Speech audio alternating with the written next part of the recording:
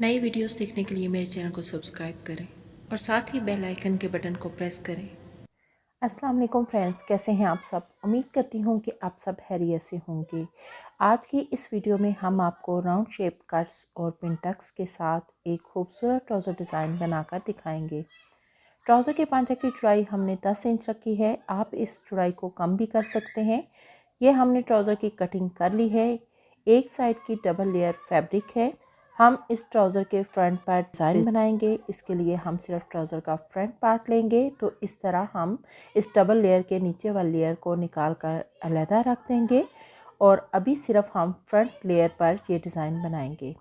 इस डिज़ाइन को बनाने के लिए हमने ट्राउज़र की लेंथ 2.5 इंच ज़्यादा रखी है। अगर आपने 40 इंच ट्राउज़र की ओरिजिनल लेंथ रखनी है तो आप ट्राउज़र की कटिंग करते वक्त 44 इंच लेंथ रखेंगे। सिलाई करने के बाद ट्राउज़र की लेंथ 40 इंच रह जाएगी। यह हमने ट्राउज़र का फर्स्ट पार्ट लिया है। इसको इस तरह अपने सामने रखेंगे और इस पर लंबाई में 4 इंच पर निशान लगाएंगे। यहाँ पर हम स्केल से एक स्ट्रेट लाइन ड्रॉ करेंगे। इस लाइन से ऊपर फिर हम 4 इंच पर निशान लगाएंगे। यहाँ पर भी हम स्केल से लाइन ड्रॉ कर लेंगे। अब हम इन दोनों लाइंस को यहाँ से कट कर लेंगे।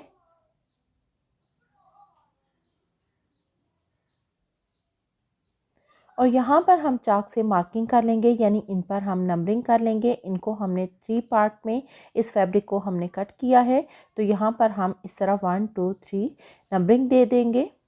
अब हम पेपर पेस्टिंग लेंगे। इसकी चौड़ाई 20 इंच और लंबाई 2 इंच है। पेपर पेस्टिंग को सेंटर में से डबल करके फोल्ड करेंगे। इस तरह हमने इसको सेंटर में से डबल फोल्ड कर लिया है। अब हम 0.25 इंच पर मार्क करेंगे। इस तरह हमने 0.75 पर मार्क कर लिया है और थोड़े थोड़े फासले पर इसी तरह हम ये मार्किंग करते जाएंगे।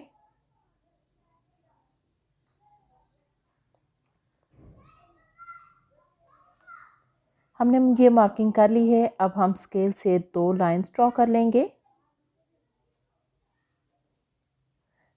अब हम फिर से पेपर पेस्टिंग को सेंटर में से फोल्ड करेंगे ताकि सेंटर पर हम निशान लगा सकें। इस तरह से ये हमारा सेंटर बन गया है। अब हम एक राउंड शेप में कैप लेंगे। कोई भी राउंड शेप में आप कैप ले सकते हैं जिसकी चौड़ाई 1.5 इंच हो। इन 2 लाइंस के सेंटर में इस कैप को रखकर राउंड शेप ड्रॉ कर लेंगे।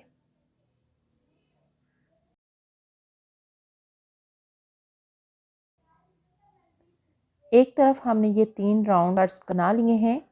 अब हम दूसरी साइड पर भी इन कट्स को ड्रॉ करेंगे।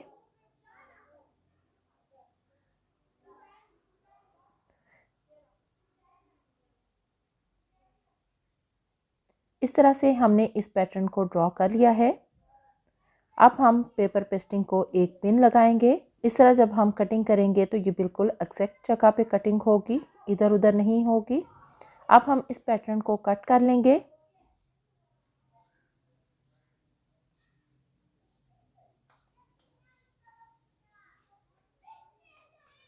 ये हमने इस पैटर्न को कट कर लिया है। अब इस जगह जहाँ पर हमने फोल्डिंग किया था इस जगह को हम यहाँ से सेंटर में से कट कर लेंगे।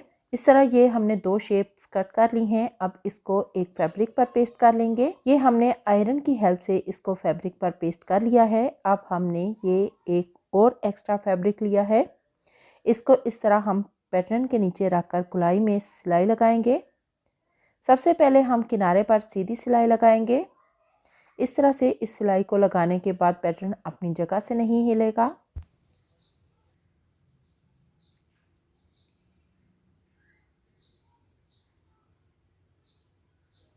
तो अब इस तरीके से पेपर पेस्टिंग के बराबर में बिल्कुल साथ में सिलाई लगाएंगे। इस तरह से यहाँ पर मशीन का बखिया छोटा रखेंगे। अब हम इस पैटर्न पर भी सिलाई लगाएंगे। दोनों पैटर्न को इसी तरीके से सिलाई लगाकर कवर कर लेंगे। अब हम इसको सेंटर में इस तरह से टांके तक एक कट लगाएंगे। कट लगाते वक्त ये देखना है कि धागा ना कट जाए। एहतियात के साथ ये कट लगाना है। इस तरह से हम इस सारे कट्स के अंदर एक कट लगाते जाएंगे। अब हम एक्स्ट्रा फैब्रिक को कट करेंगे।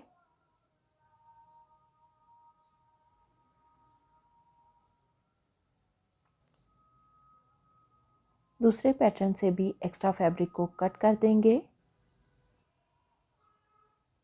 और फिर यहाँ कॉर्नर से भी इस तरह से फैब्रिक को कट करेंगे। यहाँ फैब्रिक को इसलिए कट किया है कि जब हम इन कट्स को सीधी साइड पर पलटेंगे तो बहुत फिनिशिंग आएगी हमारे डिज़ाइन में। अब इनको इस तरह से सीधी साइड पर टर्न करेंगे और इनको अच्छे से बाहर की तरफ पुश करेंगे। इस तरह से दोनों पैटर्न के कट्स को निकाल कर सीधे कर लेंगे और फिर थोड़ा सा पानी का स्प्रे करके अच्छे से इनको प्रेस कर लेंगे। ये हमने इन दोनों को अच्छे से प्रेस कर लिया है। अब हम गोल कट्स के किनारे पर सिलाई लगाएंगे। इस सिलाई के लगाने से ये डिज़ाइन वॉश करने के बाद भी इसी तरह खूबसूरत नज़र आएगा। अगर हम ये सिलाई नहीं लगाएंगे तो ये डिज़ाइन वॉश करने के बाद रफ नज़र आएगा। इस तरह से हमने इन कट्स के किनारे पर सिलाई लगा ली है।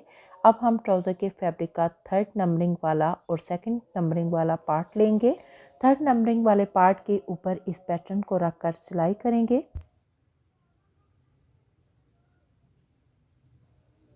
ये सिलाई लगाने के बाद हम इसके ऊपर 2nd नंबरिंग वाला पार्ट उल्टा रखेंगे और फिर एक पैर की सिलाई लगाएंगे। इन दोनों पार्ट्स के सेंटर में इन कट्स वाले पैटर्न को रखकर हमने जोड़ लिया है। अब हम इस पैटर्न को 2nd नंबर वाले पार्ट पर रखकर सिलाई लगाएंगे।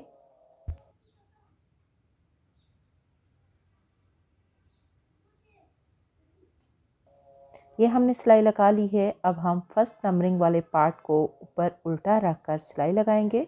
आपने दूसरे पांचे की डिज़ाइनिंग भी ऐसे ही करनी है, बस कटिंग करते हुए बहुत एहतियात करनी है और ये डिज़ाइन बनाना है कि दोनों पांचे आगे फ्रंट की तरफ ही आएँ। एक पांचा पहले बना लें और फिर आसन की सिलाई लगाने के बाद आप दूसरे पांचे का डिज़ाइन बनाएं। इस तरह बिल्कुल ठीक तरह से फ्रंट के पांचे की डिज़ाइनिंग बनेगी और गलती नहीं होगी। ये हमने इन दोनों पार्ट्स को भी आपस में सिलाई लगाकर जोड़ लिया है।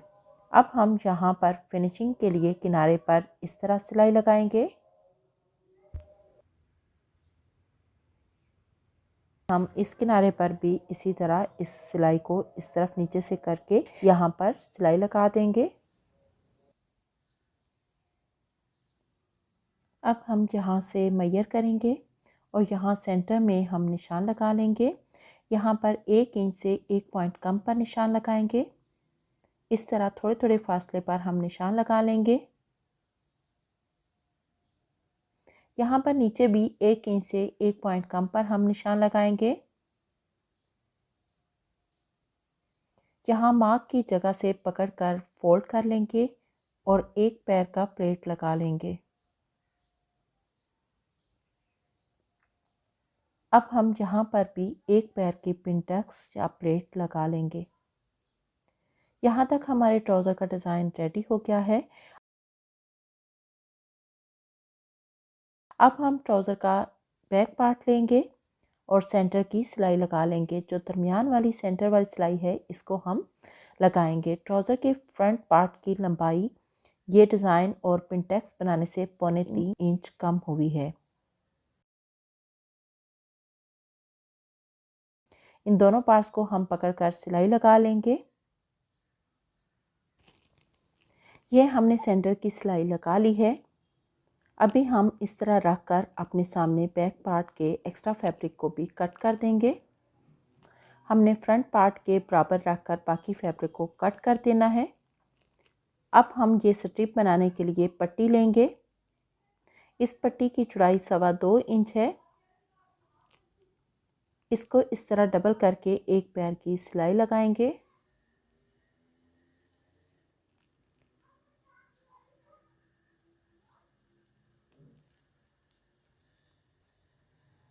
इसको पेंसिल की मदद से सीधा कर लेंगे।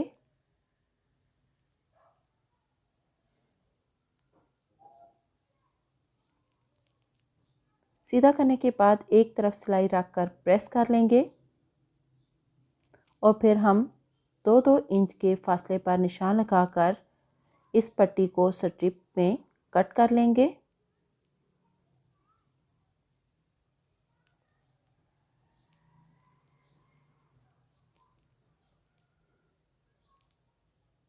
इस तरह हमने 2-2 इंच की ये स्ट्रिप्स कट कर ली हैं। अब ट्राउज़र के बॉटम पर मार्किंग करेंगे। पहले स्टार्ट में हम 1.5 इंच पर निशान लगाएंगे और फिर इससे आगे 2-2 इंच पर निशान लगा लेंगे।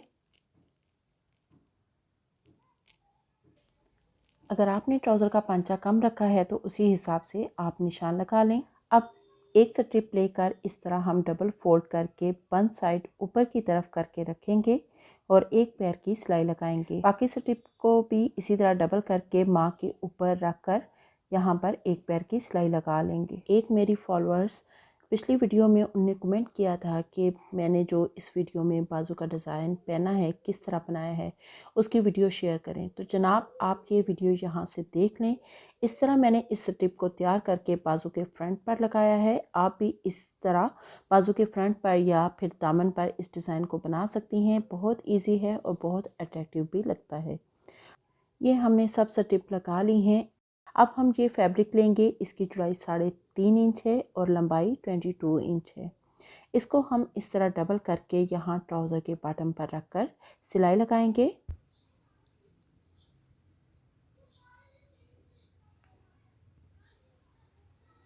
और फिर इसको इस तरह फोल्ड करके यहाँ किनारे पर सिलाई लगाएंगे।